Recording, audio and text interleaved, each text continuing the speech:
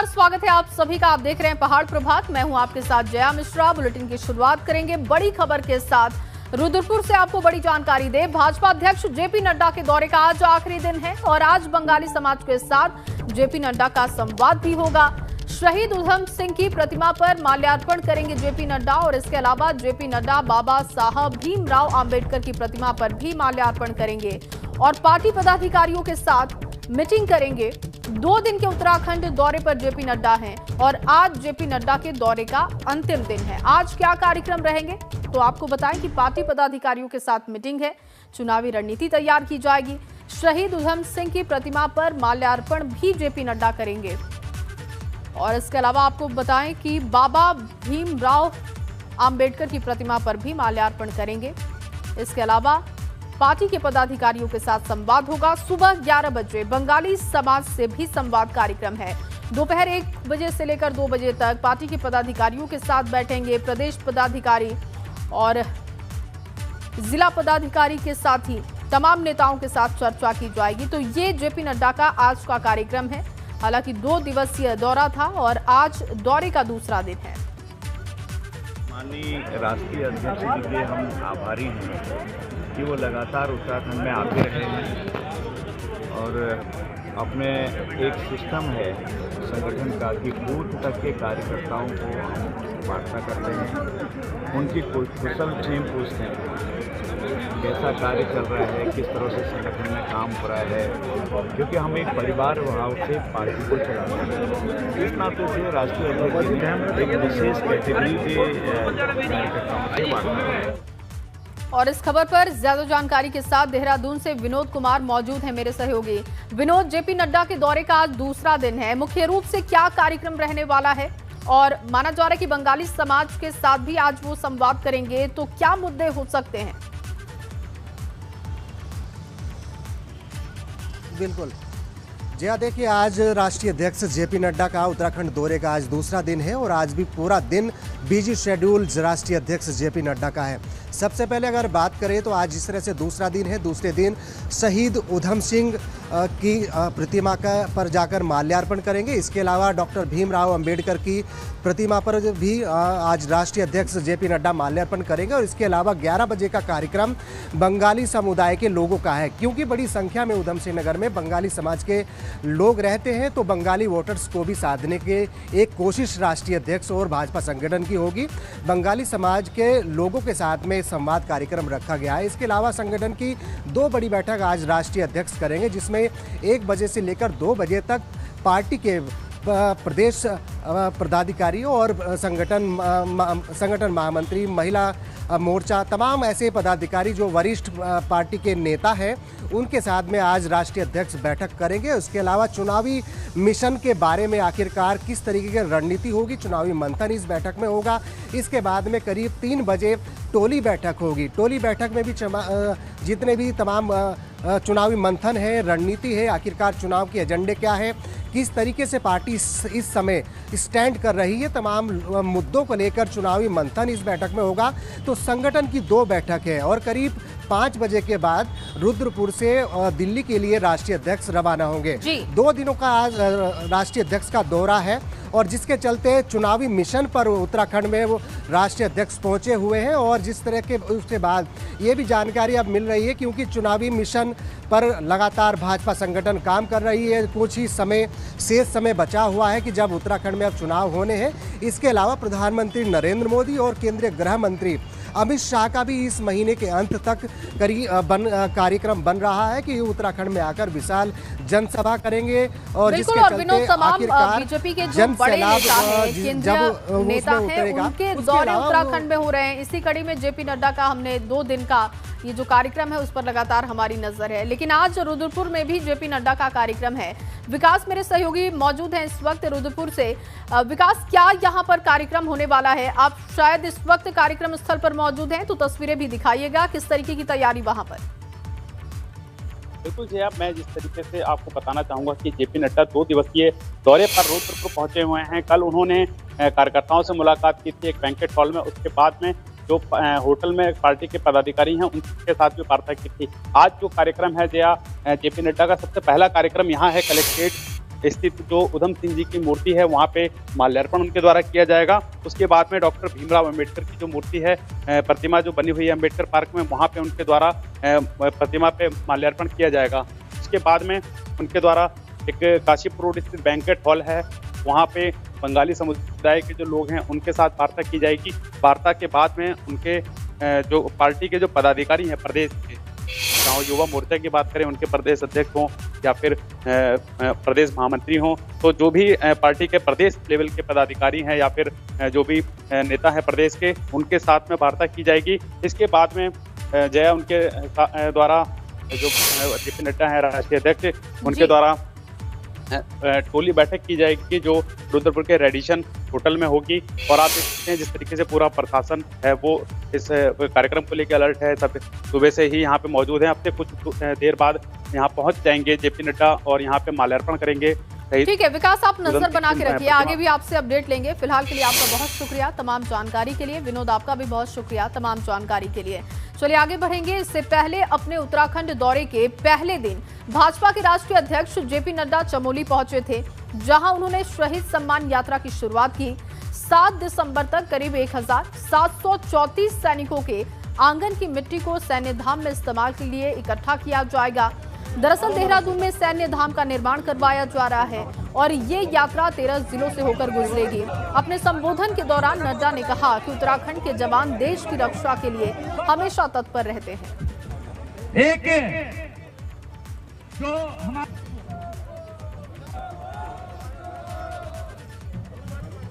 चार धाम सड़क 12,000 किलोमीटर की खर्च करके बन रही है ऑल वेदर रोड, तो हमारे मोदी जी ने कहा कि जब तक सैन्य धाम नहीं बनेगा तब तक उत्तराखंड की वीर भूमि का हम सही तरीके से आदर नहीं कर पाएंगे, इसलिए भव्य सैन्य धाम बनना चाहिए। इस बात को भी जोड़ा गया और इस काम को आगे बढ़ाया गया। मित्रों, अगर हम बात करें तो कर्णप्रयाग के लिए भी, ऋषिकेश कर्णप्रयाग के लिए भी रेलवे लाइन का 100% लैंड एक्विजिशन का काम हो गया है। अब उस काम को भी आगे बढ़ाया जा रहा है। और चलिए अब आपको दिखाते हैं कि चमोली दौरे के दौरान जेपी नड्डा ने क्या बड़ी बातें कही। सवार गांव के वीर जवानों ने अपने आप को समर्पित किया और लड़ाई लड़ी, इसके लिए मैं उनको हार्दिक बधाई भी देता हूं। और उन शहीदों के प्रति मैं नमन होता हूं जिन्होंने अपनी जिंदगी को दांव में लगाकर इस देश की रक्षा की और देश को आगे बढ़ाने में अपना योगदान किया। मैं यहाँ के कण कण में, यहाँ के क्षण क्षण में देशभक्ति समाहित है। ऐसी धरती को मैं और मेरे साथी नमन करते हैं, बारंबार नमन करते हैं। फौजी भाइयों को बरगलाया गया, गुमराह किया गया, उनकी एक नहीं सुनी गई, बल्कि उनकी शहादत और देशभक्ति का मजाक उड़ाया गया। ये कांग्रेस की देन है।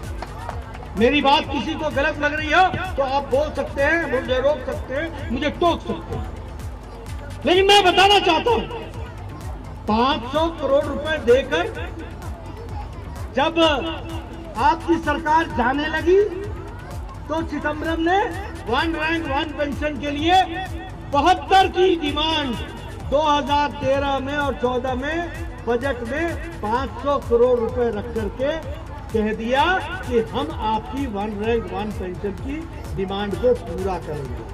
देश का प्रथम सेवक सम्मानीय प्रधानमंत्री नरेंद्र मोदी जी ने 1 रैंक 1 पेंशन को लागू करके दिया। यह बात हमको समझनी चाहिए। चाइना ने अपनी फौज ला करके खड़ी की तो मोदी जी ने 1.5 दिन के अंदर भारत की फौजें वहां पहुंचा करके सामने खड़ी कर दी। ये हम सबको मालूम है, एकदम आमने सामने। ये सड़कें नहीं थी। और कांग्रेस का क्या रवैया था कहने का, सड़कें नहीं रहेगी तो दुश्मन नहीं आएगा। देखो क्या क्या नकारात्मक सोच थी। कहते थे कि सड़क नहीं होगी तो हमारे दुश्मन को आने में दिक्कत होगी। और मोदी जी ने कहा जहां जहां बॉर्डर है वहां 12 से 24 घंटे में हमारा फौजी पहुंचेगा, असले के साथ पहुंचेगा, टैंक के साथ पहुंचेगा, पूरी ताकत के साथ पहुंचेगा। आपको मालूम है इनकी सरकार में क्या होता है? बोलो सरकार मैंने नोट लिख दिया है, नोट दे दिया, तो मंत्री ढूंढने लगता है नोट कहाँ है, नोट कहाँ है। इनको मालूम नहीं कि सरकारी नोट कुछ और होता है, वो टिप्पणी होती है। इनको नोट का मतलब सिर्फ एक ही समझ में आता है, लक्ष्मी की पूजा, सिवाय इसके और कोई काम नहीं। नो वर्क विदाउट कमीशन, हर जगह कमीशन ही कमीशन। मित्रों, देश का बहुत नुकसान हुआ है, लंबी अवधि तक कांग्रेस ने देश का नुकसान किया, भ्रष्टाचार में आकंठ डूबी हुई है, भ्रष्टाचार में आकंठ लिप्त रही है और अभी भी जी नहीं भरा है। और चलिए इस बीच आपको एक बड़ी जानकारी दे, आज से उत्तराखंड के 2 दिन के दौरे पर मनीष सिसोदिया होंगे। आज देहरादून में ट्रेडर्स के साथ मीटिंग करेंगे मनीष सिसोदिया, और कल उत्तरकाशी में मनीष सिसोदिया के कई कार्यक्रम हैं। नेहरू पर्वतारोहण संस्थान शौर्य स्थल जाएंगे सिसोदिया, और कल उत्तरकाशी में रोड शो और जनसभा को भी संबोधित करेंगे। दरअसल आज मनीष सिसोदिया देहरादून में बिजनेस डायलॉग में ट्रेडर्स के साथ मीटिंग करेंगे, और अपने दौरे के दूसरे दिन वो उत्तरकाशी में नेहरू पर्वतारोहण संस्थान और शौर्य स्थल जाएंगे। तो कई कार्यक्रम हैं 2 दिनों के अंदर, लेकिन मुख्य रूप से आपको बताएं कि आज से 17 नवंबर तक उत्तराखंड के दौरे पर मनीष सिसोदिया होंगे। कई मुद्दों पर चर्चा करेंगे, ट्रेडर्स के साथ उनकी मीटिंग भी होने वाली है।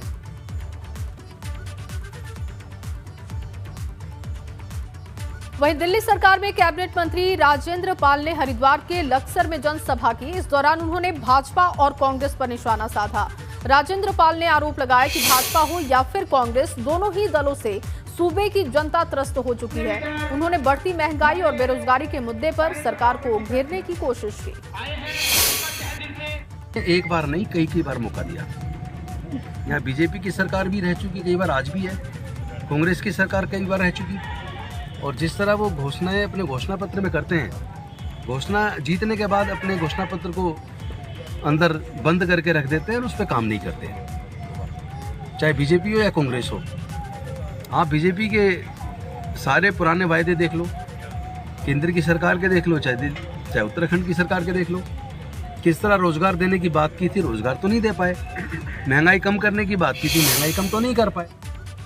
और चलिए लक्सर से आपको एक बड़ी जानकारी दे, आज पूर्व सीएम हरीश रावत का दौरा है और शाम 4 बजे लक्सर पहुंचेंगे हरीश रावत। महंगाई बेरोजगारी के विरोध में पदयात्रा निकालेंगे और कांग्रेस के कार्यकर्ताओं की भारी भीड़ जुटने की उम्मीद जताई जा रही है। तो शाम 4 बजे लक्सर पहुंचेंगे हरीश रावत। महंगाई का मुद्दा, रोजगार का मुद्दा उठाकर वो पदयात्रा निकालेंगे। कांग्रेस के तमाम कार्यकर्ता भी इस पदयात्रा में शामिल होंगे। इसके अलावा एक और बड़ी जानकारी लक्सर से आपको दे, खानपुर विधानसभा के 2 गांव पहुंचेंगी अनुपमा रावत, ये जानकारी मिल रही है। महिला कांग्रेस की राष्ट्रीय अध्यक्ष हैं अनुपमा रावत, और दोपहर 2 बजे माडा बेला गांव में वो लोगों से मुलाकात करेंगी। शाम 4 बजे डुमनपुरी पहुंचेंगी अनुपमा रावत। और अगली बड़ी जानकारी नैनीताल से है। सलमान खुर्शीद के घर आगजनी का मामला सामने आया है। आरोपी राकेश, कपिल और अन्य के खिलाफ मुकदमा भी दर्ज करा दिया गया है। सुंदर राम नाम के शख्स की ओर से ये मामला दर्ज करवाया गया है। पुलिस आरोपियों की गिरफ्तारी की कोशिश में जुटी हुई है। तो बताया आपको कि ये पूरी घटना कल की बताई जा रही है, लेकिन इस मामले में अब आगे कार्रवाई हुई है, एफआईआर दर्ज की गई है, पुलिस आरोपियों की गिरफ्तारी की कोशिश में जुटी हुई है। और सलमान खुर्शीद की किताब को लेकर लगातार बवाल मचा हुआ है। बद्रीनाथ धाम में कपाट बंद होने की धार्मिक प्रक्रिया आज से शुरू हो जाएगी। भगवान बद्रीनाथ के मंदिर के कपाट बंद होने की तारीख से 5 दिन पहले पंच पूजा शुरू हो जाती है। आपको बताएं कि आज भगवान गणेश जी के कपाट बंद हो जाएंगे और आज भगवान गणेश गर्भगृह के बाहर बद्रीश पंचायत में शामिल होंगे। भगवान बद्रीनाथ के साथ ही भगवान गणेश का महाअभिषेक होगा। शाम को भगवान बद्रीनाथ की शयन आरती के बाद गणेश जी गर्भगृह के पास गणेश खोली में विराजमान होंगे और इसी के साथ शीतकाल के लिए भगवान गणेश के कपाट भी बंद हो जाएंगे, जबकि कल भगवान आदि केदारेश्वर के कपाट भी बंद होंगे। सीधे बड़ी खबर का रुख करेंगे। देहरादून से आपको बड़ी जानकारी दे, आज राजधानी में रूट डाइवर्ट रहेगा। दोपहर 2:30 बजे से लेकर शाम 6 बजे तक रूट डाइवर्जन बताया जा रहा है। दरअसल IMA रिहर्सल कार्यक्रम की वजह से रूट डाइवर्जन किया जा रहा है।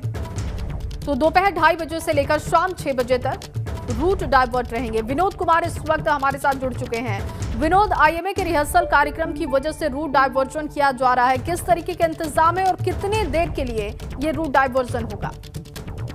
बिल्कुल जया, देखिए आगामी 11 दिसंबर को इंडियन मिलिट्री एकेडमी में पासिंग आउट परेड होनी है, जिसके चलते प्रशासन अपनी तमाम तैयारी करने में जुटा हुआ है। उसी क्रम में आज जिला प्रशासन और जिला पुलिस के लिए एक रिहर्सल कार्यक्रम रखा गया है, जिसमें तमाम रूट डाइवर्ट किए गए हैं और उससे ठीक पहले लोगों को बताना पड़ता है और लोगों को एक जागरूक करना पड़ता है कि आखिरकार इस रूट पर ना निकले, क्योंकि लोगों को दिक्कतें होती थी। इस वजह से आज रिहर्सल कार्यक्रम है और आगामी 11 दिसंबर को इंडियन मिलिट्री एकेडमी की पासिंग आउट परेड होनी है। उससे ठीक पहले आज रिहर्सल कार्यक्रम है और करीब 4 घंटे ये रूट डाइवर्ट रहेंगे, जिसके चलते लोगों को पहले ही पता चले कि आखिरकार किस तरफ से अपने गंतव्य तक पहुंचना है। तो तमाम जानकारी पुलिस प्रशासन के माध्यम से लोगों तक अपील की जा रही है और उसको लेकर आज पुलिस प्रशासन रिहर्सल करेगा और उसके अलावा जिला प्रशासन के अधिकारी भी इस रिहर्सल कार्यक्रम में रहेंगे, क्योंकि VIP मूवमेंट रहता है और VIP एक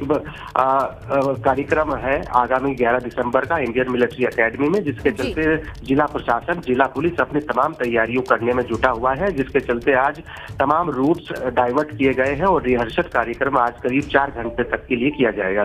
बहुत शुक्रिया विनोद तमाम जानकारी के लिए।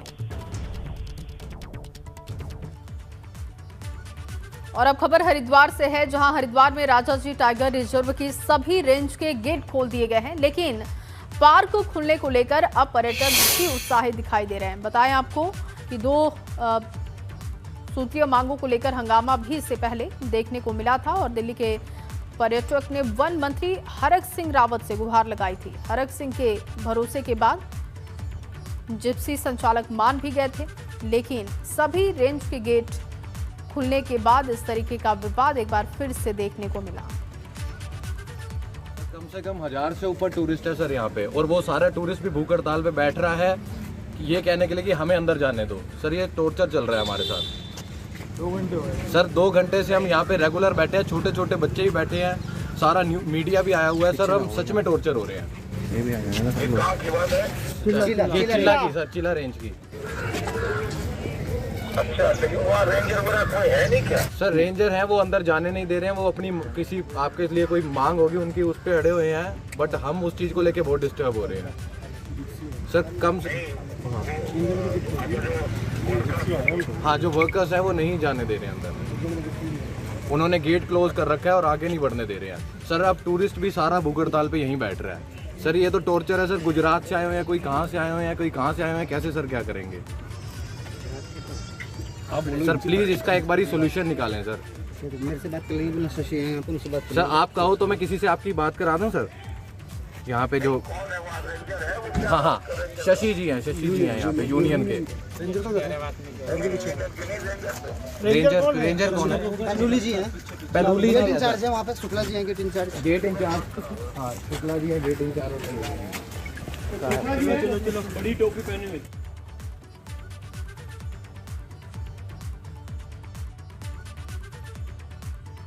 एंट्री नहीं मिली है, बल्कि एक इशू और इन्होंने क्रिएट कर रखा है। मेरे को ऐसा लगता है अगर एंट्री नहीं देनी थी तो बुकिंग नहीं लेनी चाहिए थी। अभी मेरी वन मंत्री जो हैं रावत साहब, उनसे भी बात हुई है, तो वो कह रहे हैं कि कोई इनकी मांगे हैं यूनियन वालों की, टैक्सी यूनियन वालों की, उसको लेके उन्होंने स्टैंड ले रखा है। बट एक छोटी सी चीज़ इन्हें नहीं समझनी चाहिए कि जब टूरिस्ट नहीं होगा, आप आज टूरिस्ट को टॉर्चर करके भेज रहे हो, जब टूरिस्ट नहीं होगा तो क्या करेंगे? पार्क खोल दिया गया है, टूरिस्ट भी हमारे पास अच्छा खासा रखा है। तो कुछ एक मांगे हमारी जिप्सी यूनियन की हैं, काफ़ी दिनों से पड़ी हुई हैं, कुछ एक मांगे सॉल्व हो गई हैं। वन मंत्री जी से बात मेरी हुई है, उन्होंने आश्वासन दिया है कि इनकी मांगों पर विचार किया जाएगा। इनको इन्वाइट किया है देहरादून, और जो भी है तो अभी मैंने बात करी, यूनियन वाले भी एग्री हो गए हैं खोलने के लिए, तो इनका होपफुली समाधान हो जाए। और इसके साथ आपको बताएं कि लगातार इस मामले को लेकर विवाद भी होते जा रहा है। वहीं दूसरी तरफ पर्यटकों का कहना है कि इसको लेकर बातचीत तो की गई, लेकिन फिर भी पर्यटकों को परेशानी हो रही है। इस परेशानी को लेकर उन्होंने हरक सिंह रावत को भी अवगत कराया था। इस बीच आपको एक बड़ी जानकारी दे, सिलेंडर में लगी आग से पिता पुत्र की मौत हो गई है। बड़ी खबर ये मिल रही है रुद्रपुर से, और एक शख्स और 2 साल के बच्चे की मौत की जानकारी है। सिलेंडर में आग लगी, इस वजह से हादसे का शिकार हो गए पिता पुत्र। ट्रांजिट कैंप थाना क्षेत्र के ठाकुर नगर की यह घटना बताई जा रही है। आग में जलकर 2 लोगों की मौत की जानकारी है। रुद्रपुर से पिता पुत्र की मौत हो गई, सिलेंडर में आग लगी और पिता पुत्र की जान चली गई। 2 साल के बच्चे की मौत और उसके साथ ही एक और शख्स की जान चली गई। ट्रांजिट कैंप थाना क्षेत्र के ठाकुर नगर की ये पूरी घटना बताई जा रही है। और अब खबर पिथौरागढ़ से है, जहां NH 125 पर भीषण सड़क हादसा हुआ। मुख्यालय से 15 किलोमीटर दूर दिल्ली से पिथौरागढ़ आ रही कार खाई में जा गिरी, जिससे कि कार सवार 2 लोगों की मौत हो गई है। कार में 3 लोग सवार थे। प्राकृतिक टूर्नामेंट से 2 बैंड आगे जो है कोई गाड़ी गिर रही है। जब हम यहाँ पे पहुँचे तो यहाँ पे कोई गाड़ी नज़र नहीं आई, क्योंकि स्ट्रिप ढाल है और आगे जंगल है। तो जहाँ से आगे जहाँ ख़त्म होती है वहाँ से बिल्कुल डाउन है, उसका पता नहीं चल रहा है। तो गाड़ी के संबंध में तो अभी खोजबीन जारी है और मौके पे से यहाँ पे हमने नीचे रेस्क्यू किया कम से कम 200 मीटर नीचे से।